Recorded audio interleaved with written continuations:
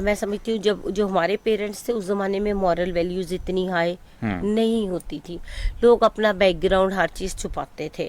لوگ بتاتے نہیں تھے کہ ہمارے پیرنٹس نے کیا محنت کی یا کچھ.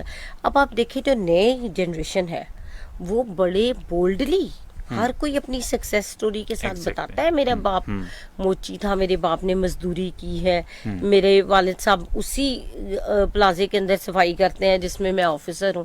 اب یہ پازیٹیو ٹرینڈز بھی آئے ہیں, صرف نیگیٹو نہیں دیکھے. آپ دیکھیں پچھلے لوگ اپنے پیرنٹس کے ساتھ تعلق ہی توڑ دیتے تھے.